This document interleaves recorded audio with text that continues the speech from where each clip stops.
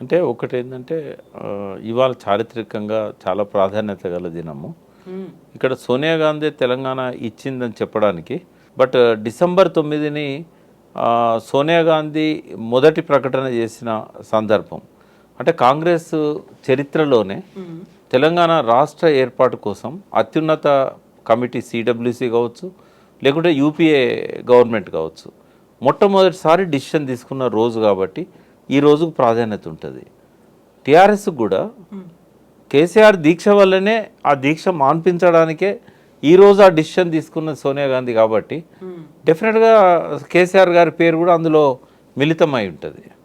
అయితే బీఆర్ఎస్ డెఫినెట్గా ఈ డిసెంబర్ 9ని తెలంగాణ ప్రకటన ఇప్పించిన రోజుగా సెలబ్రేట్ చేసుకోవాలి.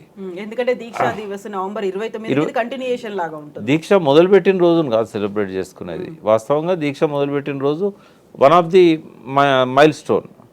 బట్ దీక్ష సఫలమైన రోజు కదా, దానివల్ల మైలేజ్ ఎవరికి ఎక్కువ వస్తుంది? కేసీఆర్ దీక్ష విరమించడానికే ఈ ప్రకటన ఇచ్చారు అని అంటే ఇచ్చింది వాళ్ళైనా తెచ్చింది తనే అనేది ఇక్కడ వస్తున్నది కదా. ఇంకొకటి కూడా వస్తుంది. డిసెంబర్ 9ని కాంగ్రెస్ క్లెయిమ్ చేసుకోవడానికి లేదు. ఎందుకు అనంటే ప్రకటన ఇచ్చి అటకెక్కిచ్చిందిగా. నువ్వు డిసెంబర్ 9కి ప్రాధాన్యత ఎప్పుడు వచ్చేది? నువ్వు డిసెంబర్ 23 నాడు ఇంకో ప్రకటన నువ్వు చేయకపోయి ఉంటే డిసెంబర్ 9కి మీరు క్లెయిమ్ చేసుకోవచ్చు. బట్ మీరు డిసెంబర్ 9 ప్రకటన చేసి అటకెక్కించడం వల్ల 1200 మంది బలిదానాలు చేసుకున్నారు కదా. ఎందుకు అటకెక్కించామో ఒక ప్రాపర్ రీజన్ కానీ ఏది చేయలేదు కదా. ఆ రోజు కనుక సోనియా గాంధీ ఒక చిన్న పని చేసి ఉంటే అసలు ఇంతమంది చనిపోయే వాళ్ళే కాదు. ఏమనంటే ఏ పరిస్థితులల్లో నేను దీన్ని వాయిదా వేయాల్సి వచ్చింది. సరే, చిదంబరం చెప్పేది అఫీషియల్గా హోమ్ మినిస్టర్గా అని చెప్తాడు, సంప్రదింపులు జరపాల్సిన అవసరం ఏర్పడ్డది, ఎందుకంటే ఈ డిసిషన్ వల్ల ఆంధ్రలో వ్యతిరేకత వచ్చింది, దాన్ని అధికారికంగా చేయనియండి. బట్ సోనియా గాంధీ తెలంగాణకు వచ్చి ఉద్యమ నాయకులను, కార్యకర్తలని, కాంగ్రెస్ నాయకులను అందరిని పిలుచుకొని ఆన్ ది రికార్డు కావచ్చు, ఆఫ్ ది రికార్డు కావచ్చు, లగడపాటి వీళ్ళంతా కూడా రాజీనామా చేస్తే నా గవర్నమెంట్ కూలిపోతుంది, నా గవర్నమెంట్ కూలిపోయాక నేను ఇచ్చిన నిర్ణయాన్ని అమలు చేయలేను, కాబట్టి నా నిర్ణయాన్ని అమలు చేయాలంటే నాకు ఒక అనువైన సమయం రావాలి, నా ప్రభుత్వాన్ని కాపాడుకోవాలి కదా ముందు మీకు ఇచ్చిన ఈ అమలు చేయాలంటే. ఇది అర్థం చేయించుంటే ఎవరు ఆవేశంతో ఎమోషనల్ అయ్యి సోనియా గాంధీని తిడుతూ లెటర్స్ పెట్టేవాళ్ళు కాదు, కాంగ్రెస్ను తప్పుపట్టేవాళ్ళు కాదు. ఈ కాలయాపన కోసమే నేను ఈ శ్రీకృష్ణ కమిటీ వేశాను. శ్రీకృష్ణ కమిటీ కూడా తెలంగాణకు రికమెండ్ చేస్తుంది, మీరేమీ ఆందోళనకు గురి కావద్దు అని చెప్పుంటే జయశంకర్ లాంటి వాళ్ళకి క్యాన్సర్ వచ్చేది కాదు అని ఎంత మదనపడ్డాడు. 5 రోజులు అన్నం తినలేదు, ఎవరితో మాట్లాడలేదు. ఎప్పుడైతే డిసెంబర్ 23 ప్రకటన వచ్చిందో, అంటే ఆయన చేతులతో రాసిన ప్రకటన డిసెంబర్ 9. అంటే విపరీతమైన మానసిక ఒత్తిడికి గురై ఆ స్ట్రెస్ వల్ల ఆయన క్యాన్సర్ వచ్చింది. అంటే ఇట్లాంటి అన్ని అనర్థాలు జరిగాయే కాదు. మరి ఈ తప్పు కూడా సోనియా గాంధీ మోయాలి కదా. 1200 మంది బలిదానాలకు తనే కారణం కదా. ఆ మాటకు వస్తే కాంగ్రెస్ క్రియేట్ చేయాలనుకుంటే 56 నుంచి ఇప్పటిదాకా కాంగ్రెస్ ఏం చేసింది అనేది కూడా చర్చనీయాంశం అవుతుంది. అందుకని తెలంగాణ ప్రజలు కూడా కేసీఆర్ని ఎందుకు ముఖ్యమంత్రిగా ఫస్ట్ టర్మ్ గెలిపించారంటే కాంగ్రెస్ వెనకాల చాలా చరిత్ర ఉంది, అదంతా తెలంగాణ వ్యతిరేక చరిత్ర కాబట్టే వాళ్ళు ఆ క్రెడిట్ ఆమెకి ఇవ్వలేదు, ఆ క్రెడిట్ కేసీఆర్కి ఇచ్చారు. అయితే ఇప్పుడు ఏంటంటే ఇవాళ ఈ పరిణామాలన్నీ కూడా కొన్ని అయితే నాకు నచ్చలేదమ్మా. నంబర్ 1 ఏంటంటే ఇటువంటి ఒక మంచి చారిత్రక దినం, మంచి అకేషన్, ఈరోజు టీషర్ట్స్ వేసుకొని వాటి మీద అదాని రేవంత్ రెడ్డి బొమ్మలు పెట్టుకొని పోవాల్సిన అవసరం లేకుండే. అది ఇష్యూయే. అదాని రేవంత్ రెడ్డి స్నేహం అనేది తెలంగాణకు మంచిది కాదనేది ఏదైతే ఎక్స్పోజ్ చేయాలనుకున్నారో బీఆర్ఎస్ 100% అది చేయాల్సిందే. కానీ ఈ అకేషన్ ఎంచుకోవడం అనేది కరెక్ట్ కాదు.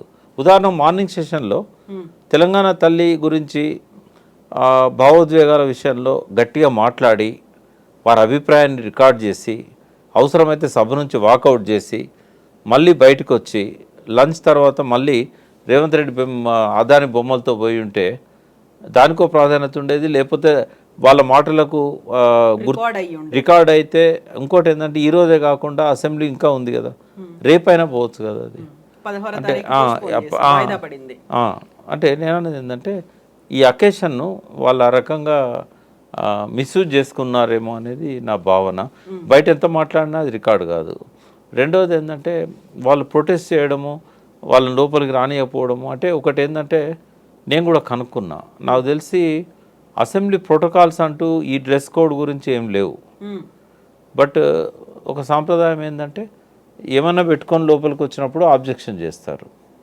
ఈ అదాని రేవంత్ రెడ్డి బొమ్మలు వేసుకో, ఒకవేళ నిజంగానే టీషర్ట్స్ మీద పోయి ఉంటే నాకు తెలిసి రూలింగ్స్ అయితే ఏమున్నట్లేవు, ఏది టీషర్ట్స్ మీద లోపలికి రావద్దు. ఎందుకంటే చాలాసార్లు చాలామంది ఎమ్మెల్యేలు టీషర్ట్స్ మీద లోపలికి పోయారు.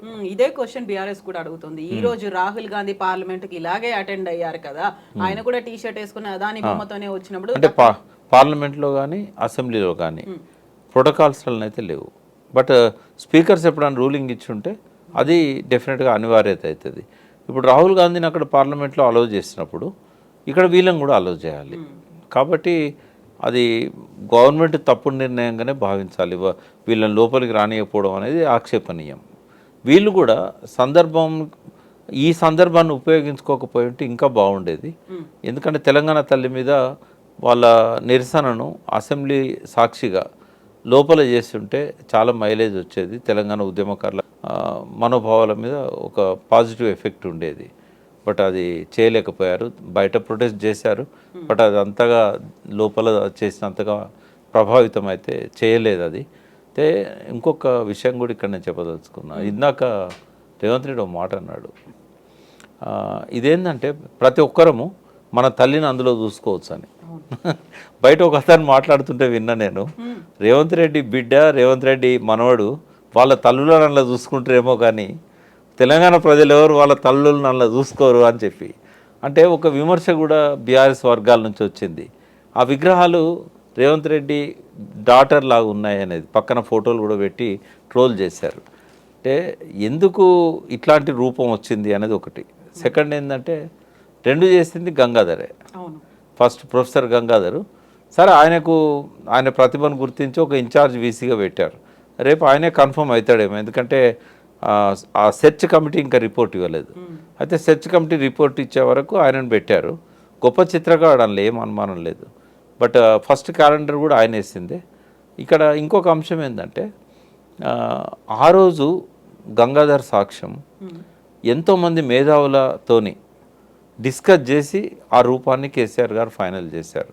అది కేవలం కేసీఆర్ మనసులోంచి వచ్చిన రూపం కాదు. అది ఆ రోజు డిస్కషన్లో పార్టిసిపేట్ చేసిన వాళ్ళల్లో చాలామంది బీఆర్ఎస్కి సంబంధం లేని వాళ్ళు, ఇంటలెక్చువల్స్ ఉన్నారు, కవులు ఉన్నారు. వాళ్ళు ఎవరు టీఆర్ఎస్ కాదు, తెలంగాణ కోరుకున్న వాళ్ళు. బట్ వాళ్ళందరి సమక్షంలో కొన్ని సజెషన్లు కేసీఆర్ ఇచ్చాడు. ఇంకోటి దేవతలాగా కిరీటం పెట్టాలనేది కూడా, భరతమాత విగ్రహంలో కిరీటం ఉంది.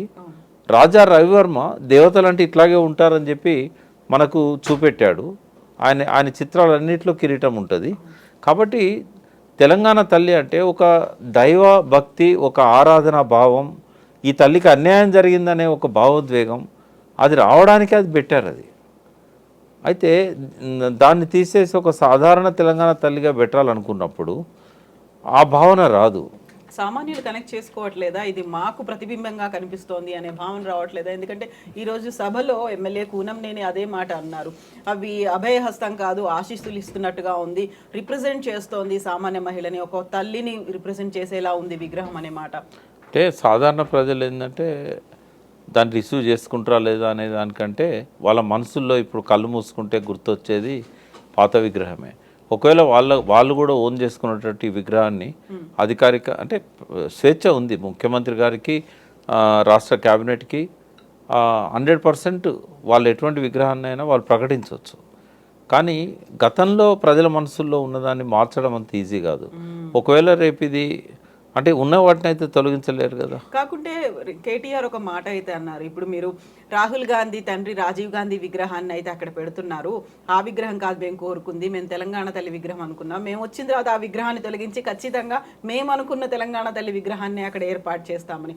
మళ్ళీ బీఆర్ఎస్ ప్రభుత్వం వచ్చిన తర్వాత ఈ విగ్రహం పోతుంది, మళ్ళీ పాత విగ్రహమే వస్తుంది అనేటువంటి, ఏ ప్రభుత్వం వచ్చినా ఇలాంటి మార్పులు అనేవి ఉంటాయి. అది ఎమోషనల్గా కోపంతో అన్నాడు. ఒక విగ్రహాన్ని పెట్టిన తర్వాత తీసేయడం కరెక్ట్ కాదు. ఆ, నేను అడిగాను కేసీఆర్ గారిని, కాసు బ్రహ్మానంద రెడ్డి విగ్రహం ఎందుకు ఉండాలి ఇక్కడ, తర్వాత ట్యాంక్ బండ్ మీద ఉన్న కొన్ని విగ్రహాలు మనకు అవసరమా, వాటిని జాగ్రత్తగా మనం బాక్స్లో పెట్టి డ్యామేజ్ కాకుండా అమరావతికి పంపిద్దాము, కొంచెం టైం తీసుకుందామని అన్నాడు. అంటే ఎంత టైం కావాలి అన్నాను. అంటే ఇక్కడ లా అండ్ ఆర్డర్ ఇష్యూస్ వస్తాయి, గవర్నర్ చేతిలో ఉంది, ఈ తెలంగాణ 10 ఏళ్ళు టర్మ్ అయిపోయిన తర్వాత నెక్స్ట్ మనం ఆ పని చేద్దామని అన్నాడు. అంటే మనస్ఫూర్తిగా అన్నాడు ఆయన, ఏదో నన్ను మరిపించడానికి అనలేదు ఆయన. ఈ 10 ఏళ్ళ టైం ఏదైతుందో ఉమ్మడి రాజధాని, సరే వాళ్ళు ఉమ్మడి ఇక్కడ సెక్రటరియట్ లేపుకొని పోయినా కూడా సందర్భం వచ్చింది కాబట్టి చెప్తున్నా, సెక్రటేరియట్ వెంటనే తిరిగి కట్టాలనే ఆలోచన ఎందుకు వచ్చింది అనేది, అంటే ఆయన చెప్పలేదు నాకు, నా మనసులో ఉన్న అభిప్రాయం ఏంటంటే మళ్ళీ జగన్ వచ్చి ఎక్కడ ఆక్యుపై చేస్తాడు, చంద్రబాబు ఖాళీ చేసిపోయాడు జే బ్లాక్, జగన్ ఏమో ఇక్కడే ఉండి పరిపాలన చేయాలనుకున్నాడు, మళ్ళీ ఆఫీసు జే బ్లాక్ షిఫ్ట్ చేస్తే ఇంకా 10 ఏళ్ళ దాకా ఆయన ఇక్కడే తిష్ట వేస్తాడు. అది కూడా ఒక ఇంపార్టెంట్ థింగ్. కాకపోతే కేసీఆర్ ఎప్పుడు తను చేయాలనుకున్న దాన్ని సూటిగా చెప్పాడు, ఆయన వాస్తు మీదకి డైవర్ట్ చేశాడు. అది అట్లాగే సెక్రటేరియట్ కానీ ఏవైనా కూడా ఆయన ఈ 10 ఏళ్ల పాటు కాలపరిమితి ఉన్నది కాబట్టి ఆయన ఈ విగ్రహాలను పంపించలేదు. అయితే ఇక్కడ రాజీవ్ గాంధీ విగ్రహాన్ని కూడా తీయాల్సిన అవసరం లేదు.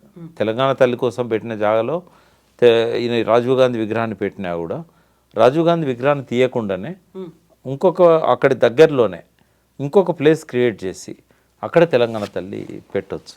అదేం పెద్ద కష్టమైన పని అయితే నేను అనుకోవడం లేదు. చాలా పెద్ద స్పేస్ ఉంది ఆడ. ఆల్రెడీ అమరవీరుల స్తూపం ముందు తెలంగాణ తల్లి బొమ్మ ఉన్నది, అది లేదని కాదు అది. మరి ఇప్పుడు రేవంత్ రెడ్డి అది కూడా మారుస్తాడా?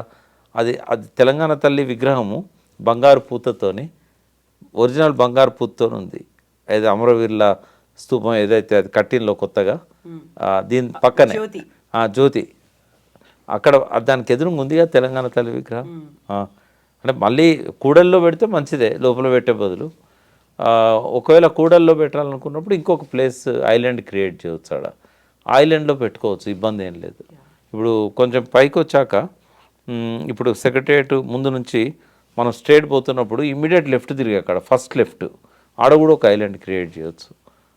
ఇంకా ఐలాండ్స్ ఎన్నైనా క్రియేట్ చేసుకోవచ్చు, ఎక్కడైనా పెట్టుకోవచ్చు. పాత విగ్రహాలను తొలగించాలనుకున్నప్పుడు అతను ప్రజలకు ఆమోదంగాని వ్యక్తి అయితే తొలగించవచ్చు. రాజీవ్ గాంధీ ప్రజలకు ఆమోదంగాని వ్యక్తి కాదు. ఆయన సాక్రిఫైస్ చేశాడు దేశం కోసం. ఎప్పుడో ఆయన మంచి విజనరీ కూడా. రాజీవ్ గాంధీ చనిపోకపోయి ఉంటే దేశం ఇంత దరిద్రంగా దౌర్భాగ్యంగా తయారయ్యేదే కాదు. కాబట్టి ఆయన విగ్రహాన్ని తొలగించాలనేది ఒక ఎమోషనల్ భావోద్వేగాలను మళ్ళీ లేపడానికి ఇదవుతుంది. 5 ఏళ్ళు ఇప్పుడు కాంగ్రెస్ పరిపాలన తర్వాత కాంగ్రెస్ క్యాడర్ కూడా బాగా పెరుగుతారు, కాంగ్రెస్ ప్రజాప్రతినిధులు కూడా బాగా పెరుగుతారు. వాళ్ళ మనోభావాలను ఎందుకు గాయపరచాలి? అటువంటి మాటలు కూడా అనాల్సిన అవసరం లేదు ఇప్పుడు. కాబట్టి సమయం పాటించాలి అపోజిషన్ లీడర్స్ కూడా. ఎస్ అండి, thank you so much Prakash garu. Thank you.